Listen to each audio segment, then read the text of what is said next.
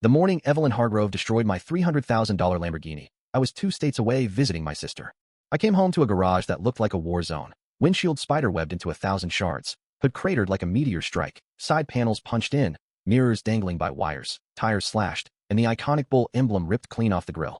For a long moment, I just stood there, the smell of leaking coolant and hot rubber thick in the air, my heart pounding the same steady rhythm it had learned in Fallujah when the world narrowed to breath and target. Then I saw the fleck of pink nail polish stuck to a sliver of glass on the concrete. My blood went cold. Margaret Ellison, HOA secretary, the woman who had been timing my garage door with a stopwatch for months, preaching property values like gospel, calling my car a vulgar display, while her own minivan sported a vanity plate that read Rules 1. I had faced down insurgents with steadier hands. But this was personal. I pulled up the security feed on my phone. There she was at 2:07 a.m., Margaret in a black hoodie and yoga pants, wielding a sledgehammer like she had been born to swing it. 22 minutes of methodical destruction, each blow punctuated by a grimace of pure spite. When she finished, she stood back, admired her work, and smiled the same tight smile she wore at board meetings when someone dared question her authority. I called the sheriff. Deputy Mark Harlan arrived within 15 minutes, took one look at the carnage, and let out a low whistle. That is not vandalism, James. That is a hate crime with a side of grand theft auto. I handed him my phone. Footage is timestamped. She even waved at the camera like she wanted credit. Harlan watched in silence, jaw tightening with every swing. When it ended, he looked at me. You want to press charges? Every single one, I said. He nodded. Let us make a call together. I dialed Margaret's number, put it on speaker. She answered on the second ring, voice syrupy with fake concern. James, is everything all right? Someone broke into my garage and destroyed my car, I said. You know anything about that? Silence, then a sharp intake of breath. Why would I know anything about your ridiculous car? You have been complaining about it for months. And I have footage of someone who looks exactly like you smashing it with a sledgehammer. Her tone flipped like a switch. Good. I am glad someone finally did something about that eyesore. You think you are special, flashing your money while the rest of us work real jobs. You are just a washed-up soldier living off pity checks. Harlan leaned in. Ma'am, this is Deputy Harlan with the county sheriff. You just confessed to felony vandalism. We will be at your residence shortly. The line went dead. Harlan looked at me. You good to ride along? Lead the way. 20 minutes later, the cul-de-sac glowed red and blue. Margaret stood on her porch in the same pink cardigan she wore to every meeting, face pale, clutching her phone like a lifeline. When Harlan cuffed her, she screamed about injustice, about veterans being violent freeloaders, about how it was not fair that I got a luxury car while she worked a real job. Neighbors peeked from behind curtains. Tom Riley, HOA president, came out in his bathrobe, face grave. Sarah Mendoza whispered, "Oh my God." Margaret caught sight of me and shrieked, "You ruined my life." I did not answer. I did not need to. As the patrol car pulled away, her voice echoed down the street. This is not over. Harlan turned to me. She is not getting out of this one. Felony property damage, open and shut. Sleep easy tonight. I tried. I really did. But sleep did not come because deep down I knew she was not done. The next morning the adjuster arrived, a young guy in a suit who looked like he had stepped out of a car commercial. His jaw practically dropped. Wow, this is targeted. You sure you do not live next to an ex-wife? Worse, I muttered. An HOA Karen. He laughed nervously, then got to work. We will handle everything, sir. Your policy covers full repair. 6 to 8 weeks. Good, I said. But my mind was not on the car anymore. It was on Margaret's last words. This is not over. I had faced enemies who meant that before, and they never said it unless they had something left to lose. The neighborhood was quiet that evening, too quiet. Curtains stayed closed. People avoided eye contact. For once, I was not the spectacle. She was. But something told me her humiliation would not end with handcuffs. And I was right, because less than 48 hours later, Margaret would come back with the same sledgehammer, and this time she would not aim for the car. Tuesday morning I got a call from Harlan. Morning, James. Just letting you know Margaret's lawyer is pushing for a plea deal. She is panicking. Her sister bailed her out yesterday. Let me guess. She is not taking responsibility. Not yet. But we recorded her full confession on your call. That is ironclad. He hesitated. She has been ranting about how unfair everything is. Keep saying you ruined her life. I did not ruin anything, I said. She swung the hammer. Yeah, but do not underestimate desperation. People like her double down when they are cornered. Keep those cameras rolling. I already planned to. For a brief moment the week felt normal again. My garage was taped off for inspection. The insurance adjuster came back for follow-up photos, and Tom from the HOA dropped by with a formal letter of apology signed by the entire board. We are removing Margaret from her position, Tom said, looking tired but relieved. We have had enough of her tyranny. The residents voted last night. Good, I said. You will sleep better without her measuring your grass. He chuckled. Understatement of the year. As he left, he added, she will probably move soon. She cannot show her face here anymore. I wanted to believe him, but evil does not vanish. It regroups. That night I sat in my living room reviewing footage from my cameras. I noticed something strange. At exactly 6:42 p.m., the motion sensor at the side gate triggered, but the camera showed nothing. Just a brief flicker, then static. A second later it resumed like nothing happened. Power surge, maybe. Or maybe someone testing blind spots. I marked the timestamp and moved one of the cameras closer to the garage door, angling it toward the street. Then I called it a night, leaving Duke inside the house this time instead of the backyard. My instincts were humming again. Wednesday morning while I was at the workbench repairing one of the dented mirrors for the insurance claim, a familiar voice pierced the quiet. James Whitaker. I turned. Margaret stood at the edge of my driveway, arms crossed, eyes red-rimmed, but burning with that same venomous intensity. You have destroyed me, she shouted. Do you know that I lost my job because of you? I put down the wrench. You lost your job because you committed a felony. You set me up. You faked that footage. There is a police officer who would love to hear you say that again. Want me to call him? Her nostrils flared. You think you were some kind of hero because you wore a uniform, but all I see is a bully who hides behind it. I took a step closer, voice steady. The difference between us, Margaret, is that I earned my scars doing something useful. You earned yours fighting over law and height. Her face twisted, trembling between rage and humiliation. I will make you pay for this, she hissed before storming off. I did not respond.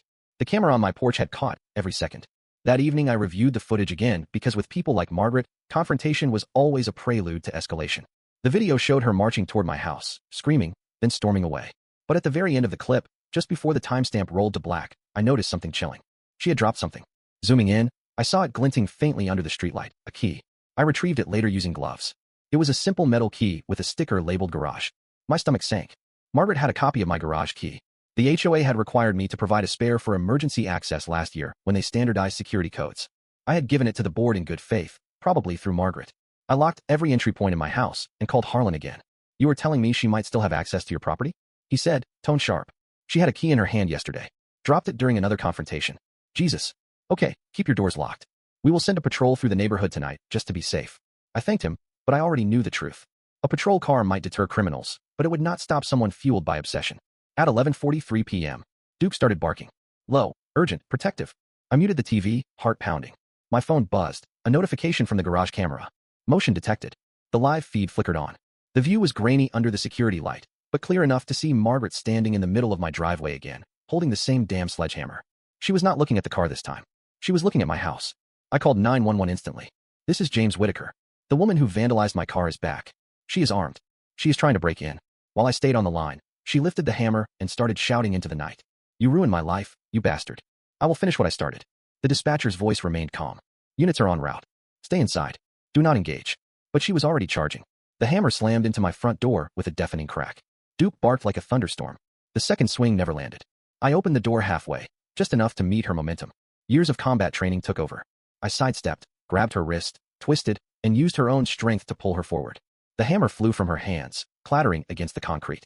She screamed, clawing at my face, nails slicing the air. I will kill you. Stand down, I barked. But she lunged again. So I did what training demanded. Neutralize, not kill. One quick, controlled strike to the jaw. Her body went limp, instantly collapsing like a marionette with its strings cut. She hit the ground hard, out cold. I stepped back, breathing hard as Duke growled beside me. The hammer lay on the ground between us, a silent testament to how far she had fallen. Minutes later, flashing lights painted the street red again. Harlan jumped out first, eyes wide. You have got to be kidding me, he muttered, seeing Margaret on the ground. Did not she just make bail? She did, I said. And she brought her weapon of choice. Paramedics checked her pulse. She was fine, bruised pride, broken ego, but still alive. When she came to, she started screaming again about conspiracies, fake footage, and how I had attacked an unarmed woman. Harlan just shook his head. Ma'am, you broke into a home with a deadly weapon while on bail for a felony. Congratulations. You just upgraded your sentence to years. She screamed curses as they cuffed her again, kicking against the stretcher. This is not over. I will sue all of you. Harlan smirked. You might want to focus on your plea deal first. The paramedics shut the doors, the sirens wailed, and she was gone. After they left, the street finally emptied. The silence felt heavier than usual. Not peaceful, just hollow. By midnight, the adrenaline was gone, replaced by something colder, an ache that reached down to the bones. I sat on the porch, Duke lying at my feet, replaying everything in my head. Every warning I had ignored. Every red flag that I had brushed off as annoying but harmless. Every smug smile she had worn while pretending to enforce her imaginary rules. I was not angry anymore, just tired. Across the street, Margaret's house sat dark and still, curtains drawn, driveway empty. The home of a ghost. Tom arrived the next morning, eyes wide when he saw the police tape. Again? He ran a hand through his thinning hair. I swear she is going to make this HOA famous for all the wrong reasons. Already did, I said. He handed me a paper, an official notice from the board. We voted last night to remove her permanently, effective immediately. You will get an apology letter from the HOA president today. Make it handwritten, I said dryly. I want to frame it next to my car repairs. Tom actually laughed. You have earned that. Later that afternoon, Harlan stopped by one last time. Judge denied bail this time. He said her lawyer did not even fight it. Between the confession, the footage, and now an assault charge, she is looking at 3 to 5 years minimum. Justice finally catches up, I murmured. It usually does. Eventually. He gave me a faint smile. You know, the DA said something interesting. Turns out Margaret used to work at a luxury dealership years ago. Got fired for stealing a client's keys and joyriding. I blinked. You are kidding. Nope. Guess old habits die hard. He chuckled. At least this time the only joyride she is taking is on a prison bus. We both laughed, the sound light and easy. Before leaving he looked around the cul-de-sac and said, you know, when I first got called out here I thought it was just another petty HOA spat. Turns out it is one of the wildest cases I have ever seen. I smiled. Welcome to suburban warfare, officer. He tipped his hat and drove off. Over time Margaret's name faded from conversation. Her house eventually sold to a young family who painted the shutters navy and filled the porch with hanging plants. They never asked about the past, and no one volunteered the story. The cul-de-sac finally had peace again. But every so often I would catch myself glancing toward that house, wondering if Margaret ever realized what she had done, not to me, but to herself. Because that is the truth about envy. It is self-consuming. It eats away at your joy, your decency, until all that is left is resentment masquerading as righteousness.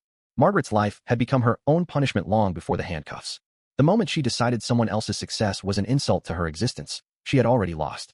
One afternoon about 6 months later, I drove the Lamborghini down the highway, top down, engine singing that perfect mechanical symphony only Italian engineering can produce. The wind whipped past, the horizon stretched endless ahead, and for the first time in a long time I felt genuinely free. At a red light a kid in the next lane rolled down his window. Hey mister, cool car. I grinned. Thanks kid. He pointed. Is that the one from the news? I chuckled. Yeah, but it is not about the car. It is about what you do when someone tries to take your peace away. He blinked, confused but smiling as the light turned green. I hit the gas. That night as I parked back in the garage, the soft echo of the door closing felt like punctuation. Duke wagged his tail, and I sat there for a while, engine ticking as it cooled. People think revenge stories are about destruction, but this was not that. This was about survival, about standing your ground when someone tries to strip you of dignity and doing it without becoming what they are. Because real victory is not watching your enemy fall. It is looking at yourself afterward and realizing you never stooped to their level. Margaret destroyed a car, but she did not destroy me. If anything, she reminded me that strength is not built on anger or violence. It is built on discipline, patience, and knowing when to let justice do the work for you. In the end, this story was not about a Lamborghini or an HOA gone rogue. It was about control, pride, and the price of envy. Margaret thought power came from enforcing rules and tearing others down. But true power lies in restraint, choosing to rise above chaos instead of feeding it. I learned that peace is fragile, but it is also worth defending. Whether you are on a battlefield or a suburban street, there will always be people who mistake kindness for weakness and order for submission. The secret is to stay calm, stay prepared, and never let them dictate your story.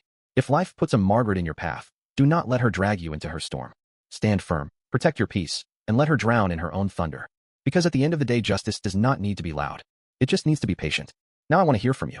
Have you ever faced someone who tried to take what you earned? What did you do? Drop your story in the comments below. And if you love seeing HOA justice served cold, think about the bigger question. When injustice comes knocking, do you open the door with anger or with evidence? Where do you draw the line between standing your ground and becoming the bully?